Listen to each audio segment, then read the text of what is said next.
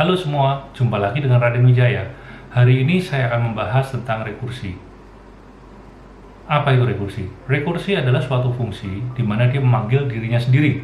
Sebagai contoh, fungsi X, dia akan memanggil X lagi. Fx sama dengan F, misalnya X plus 1. Kurang lebih seperti itu rekursi. Itu bisa digunakan untuk apa aja? Yang paling simpel adalah untuk loop. Kita bisa thinking itu seperti loop aja. Tapi sebenarnya rekursi itu jauh lebih daripada loop. Rekursi itu biasa digunakan untuk memecahkan masalah pada level yang lebih kecil. Contohnya, kita punya masalah besar, oke, kita divide dia bagi dua, sehingga mencapai elemen terkecil. Misalnya pada binary search, kita mencari ya value A gitu ya. Kalau kita mencari value A adalah apa? Apakah A ini lebih kecil dibandingkan suatu item lebih besar atau sama? Jadi A spaceship, oke, item dalam array tersebut. Nah, kalau kita menggunakan itu mengecek satu persatu elemen, oke, elemen pertama A spaceship, elemen kedua A spaceship, elemen ketiga A spaceship gitu, itu nggak rampung-rampung. Karena itu kita gunakan apa yang namanya binary search. Kita pecah jadi 2, kita pecah jadi 4, kita pecah jadi 8, kita pecah terus sehingga mencapai elemen terkecil, yaitu barang itu sendiri dengan A. Kita bandingkan. Ketika barang itu menghasilkan equal dengan A, berarti barang itu sudah ketemu di dalam array tersebut. Simpel sekali kan? Untuk memahami rekursif, ada beberapa kemampuan dasar yang harus dimiliki. Pertama adalah kemampuan pemrograman dasar. Kita sudah tahu for loop, kita harus tahu if then else, switch, case statement. Kedua, kita harus tahu fungsi matematika, tapi ini nggak usah dalam-dalam amat, nggak apa-apa. Kita bisa mulai dari bentuk baku rekursif. Untuk contoh, saya akan gunakan loop. Kita akan buat loop ya, for i dari start sampai end do print i.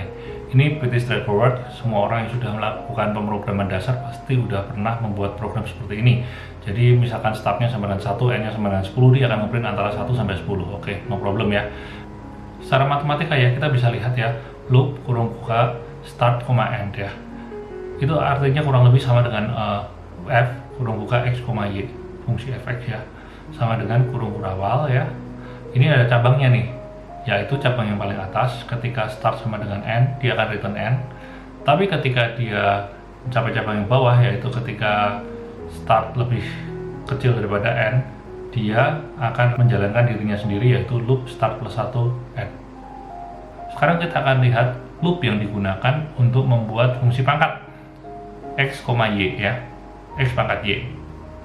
Kita bisa lihat ya, resultnya sama dengan result kali x kali x kali x kali x sejumlah y kali, selesai. Dan kita juga bisa lihat fungsi rekursifnya. Kita gunakan rekursif ya, ketika y lebih besar daripada 0, maka result sama dengan x kali pangkat x, y min 1. Jadi y nya berkurang terus, diulang-ulang terus, y jadi misalkan dari 5 ke 4, ke 3, ke 2, ke 1, sampai akhirnya ketika y sama dengan 0, resultnya sama dengan 1. Jadi ketika dia kembalinya lagi, dia akan kembali seperti semula. Jadi 1 kali 5 kali 5 kali 5 kali 5, itu jumlah y kali. Sekarang pertanyaannya adalah, kapan kita gunakan rekursif dan kapan kita tidak gunakan rekursif? Kita bisa gunakan rekursif ini untuk menyelesaikan soal-soal yang sering muncul dalam competitive programming. Misalnya Tower of Hanoi, kita menghitung angka Fibonacci, kita bisa menggunakan ini untuk binary search atau quicksort, dan bahkan kita bisa gunakan ini untuk deret Taylor. Kita bisa lihat deret Taylor. Deret Taylor adalah suatu deret yang digunakan untuk mengestimasikan ya, mencari, mendekatkan nilai ya dari E pangkat X ya. Kita bisa gunakan secara konvensional ya. Contohnya seperti yang kita lihat di layar ini ya. D itu adalah jumlah sukunya ya. Misalkan D sama dengan 100 ya, berarti dia adalah 100 kali. Jadi misalkan E pangkat X sama dengan 1 plus X pangkat 1 per 1 faktorial plus X pangkat 2 per 2 faktorial, dan seterusnya sampai 100 kali. D itu jadi kedalamannya. Oke, ini kita juga bisa lihat fungsi faktorialnya. Kita juga lakukan secara gamblang ya, yaitu dikalikan terus. Contohnya 10 faktorial itu ya sama dengan 1 kali 2 kali 3 kali 4 kali 5 kali 6 sampai kali 10. Itu lumayan besar, sekitar 300.000 kalau nggak salah ya. Dan di sebelah kiri saya terlihat terjemahan dari fungsi deret Taylor tersebut secara rekursif. Ini saya setting D-nya juga sama dengan 100 supaya tidak terlalu dalam, karena rekursif itu cukup berat ya. Jadi ketika dia masuk dalam ya, dia kan harus copy semua stacknya. Jadi semua variabel 3 itu X, D, dan XP harus di copy lagi semua. Ini yang bikin dia lebih berat daripada yang fungsi konvensional, karena dia hanya perlu masuk sekali saja. Sekarang saya udah buka Delphi, kita bisa lihat ya, ini fungsi faktorial dan ini fungsi itu apa, E pangkat X. Tapi secara konvensional yaitu saya gunakan secara loop. Ini fungsi powernya saya gunakan fungsi power pangkat yang bawaan dari Delphi, jadi pasti benernya dan saya nggak akan dikomplain ya, gimana pun juga ya. Dan kita juga lihat ya nih fungsi E pangkat X yang rekursif di sini. Oke, kita batasin max depth-nya di sini ya, pakai parameter ya.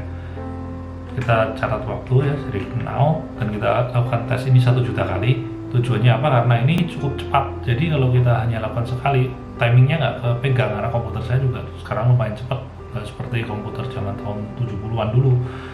Sekarang kita bisa lihat ya, ini 10 speed test step. Kita jalanin sebanyak test step ya, dan kita punya format time-nya. Kita standar aja format time-nya, dan kita punya precision depth ya, seperti ini ya. Format time-nya juga standar, tapi sekarang rekursif ya. Oke, kita jalankan sekarang. Bang. Nah, 1 juta kali. Oke, kita bisa lihat ya, yang non rekursif di atas itu 1,3 detik, sedangkan yang rekursif 0,32 detik. Rekursif 4 kali lipat lebih cepat daripada non rekursif. Tapi apa hasilnya benar? Kita lihat sekarang di sini. Oke, ini kan kita bisa lihat ya, 10 ya, X-nya ya, pangkat 10. Berarti kita lihat pangkat 10. Oke, 22. Oke, hasilnya masih salah. Kenapa? Karena depth-nya kurang. Kita tambahin depth. Kita sekarang kerjakan pakai precision depth ya. Di sini. Oke. Kita kerjakan sekarang. Bang. Oke. Nah, 22026 kita bandingkan dengan ini. Klik. Oke. Kita bisa lihat ya, 22026 bla bla bla bla bla bla bla. 80, 671, ini 16, ini 17. Oke, fair enough, good enough. Nah, tapi kenapa saya nggak jalankannya itu X dengan ini apa precision depth? Karena dia akan macet. Kita akan jalankannya, bang. Oke, crash. Kenapa crash? Karena dia integer overflow atau double overflow. Karena dia ini kan apa namanya? Kita lihat di power ya, kita pangkatkan ya. Berapa ketika dia udah pangkat 200 kan, 10 pangkat 200 kan nolnya banyak banget, komputer nggak sanggup kecuali kita pakai extension atau apa yang large integer bisa terima. Dan faktorial ini juga 200 faktorial juga gede banget. Sedangkan kalau yang ini pangkat X yang kita jalankan secara rekursif ini, saya sebenarnya tidak hitung langsung itunya, tapi saya potong-potong sedikit demi sedikit. Jadi misalkan ketika dia X pangkat 200, X-nya 10 ya, bagi faktorial 200, berarti kita hitung aja 10 per 200 baru saya masukin begitu angkanya. Jadi ini bekerja dengan jauh lebih cepat dan hasilnya juga nggak kalah akurat kalau kita bandingkan dengan yang ini. Kalkulatornya juga dia nggak kalah gitu loh. Sekarang jelas ya, rekursif itu ternyata nggak lambat. Karena apa? Sekarang komputer sudah modern sehingga alokasi stacknya udah cepat dan dia ngitungnya udah cepat. Jadi nggak usah khawatir kalau pakai rekursif, di rekursif aja. Biasanya yang pakai recursion itu siapa sih? Saya kasih tahu, biasanya recursion ini dipakai di competitive programming dan dia juga jarang sekali dipakai real world programming. Selama saya melakukan real world programming ya, selama berapa? Mungkin ya udah 15 tahun kali ya. Ya, itu saya hampir nggak pernah pakai rekursif di program kode yang benar-benar saya rilis untuk productionnya. Saya pakai itu hanya 1-2 kali aja. Tapi ya it goes with the bank gitu loh, karena emang mikirnya juga cukup sulit, tapi begitu kita pakai ternyata dia rewarding banget dalam itu. Jadi tapi orang yang lihat ya biasanya ngomel, kenapa kamu rekursif, bikin pusing aja. Saya rasa sekian dulu video dari saya, semoga cepat dimengerti. Kalau masih bingung bisa drop komen di bawah, nanti saya akan lakukan yang terbaik yang saya bisa untuk menjawab. Dan satu lagi, sekarang source code saya udah nggak ada di OneDrive lagi, saya pindah ke GitHub. Kenapa saya taruh di GitHub?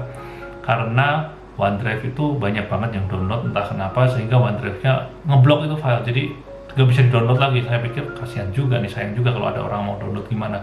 Akhirnya saya masukin ke GitHub, memang tempatnya GitHub tempat orang download source code dan sebagainya. Oke, cheers, sampai jumpa, bye bye.